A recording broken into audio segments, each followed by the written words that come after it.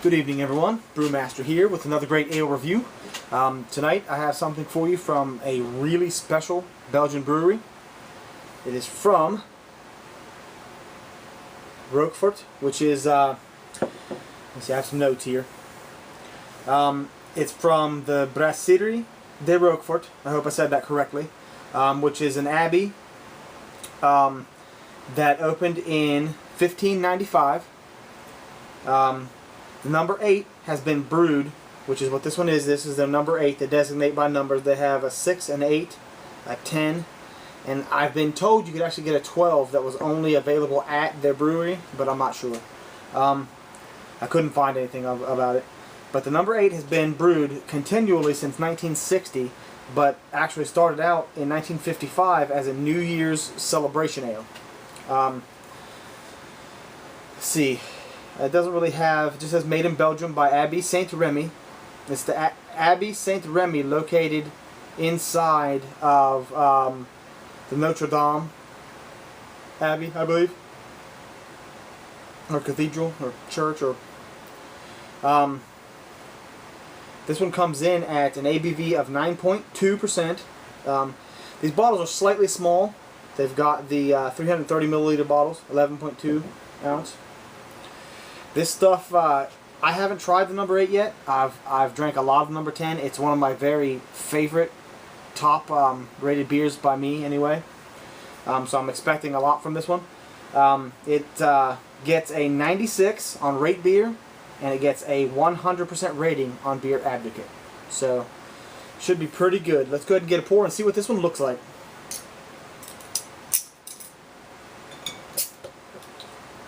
New opener.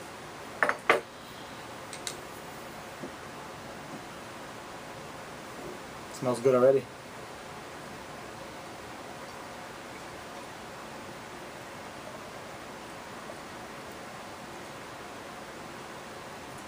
Definitely don't have to be aggressive with this one. I'm pouring pretty gently and getting a lot of head for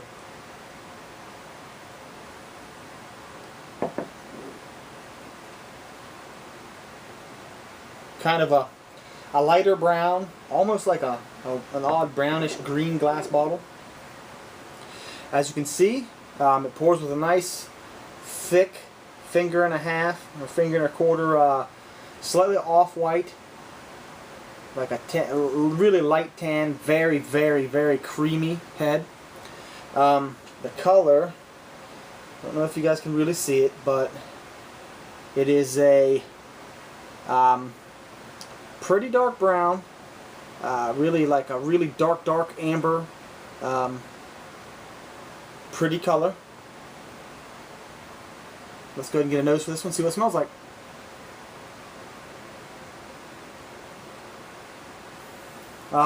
Right off, I can get the spiciness. You can tell it's going to have a little bit of a spiciness to it, that really nice Belgian yeast spice. I get a little bit of dark fruit, maybe a tiny bit of a tartness, maybe, like so maybe some like dark cherries, some plums. There's definitely a bit of that biscuity, malty smell to it. Maybe even it smells really, really good. Let's go ahead and get a taste of this one. See what it tastes like.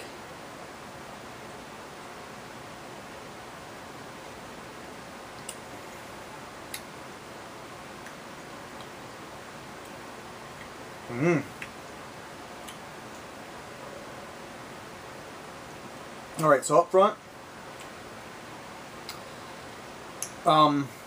you get a really smooth malt character.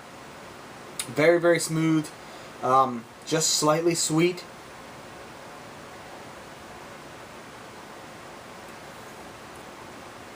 Followed afterward by a bit of that bitterness that I smelled from the Belgian hops. I mean, not Belgian hops. I'm sorry, the Belgian yeast. There's that slight bit of bitterness, that peppery kind of a taste. and it finishes really nicely with a bit of that tart, kind of a cherry flavor. Now that's when I say cherry, I don't mean it's anything overpowering at all. It's just a slight afterthought of a tart cherry. It's got a pretty fairly heavy mouthfeel for the style. I mean, it's pretty thick. Definitely a heavy side. Not as heavy as they come, but it's a medium heavy. Definitely not a light beer. It'll fill you up. It'd be hard to session these, I think.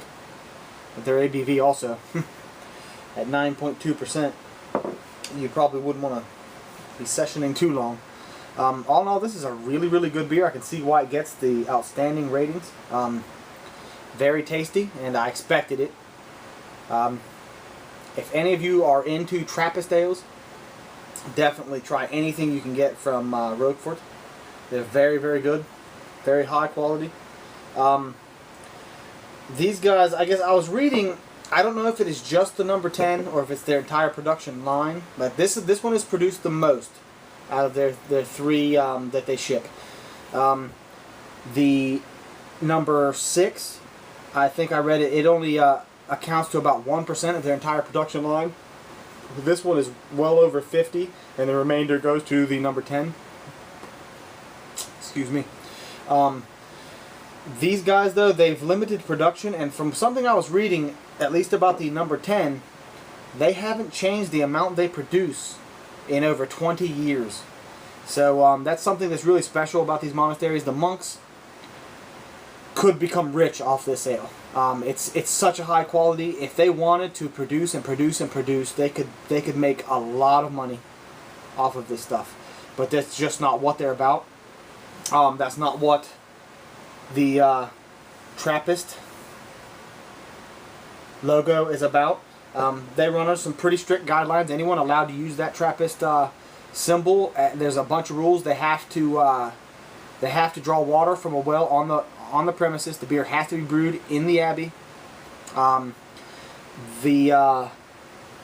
majority of any profits made from the ale, and I mean that, the majority, has to go towards helping people in their area and to their charities that they choose, and very little of it actually goes to the monastery. It's a really good thing, and it's really crazy to think. You get a lot of really big mass-produced beers that make a lot of money, and they suck. These guys care about what they're doing. They care about the people around them. They care about the charities that they help out, and they're not making a whole lot of money towards their abbey and towards, like, they're not lining their pockets at all, but they're still putting a great amount of passion into brewing these Trappist ales, and I have to commend them and salute them. I've been Brewmaster. If you guys get a chance to try this, please do. You will be delighted. Cheers.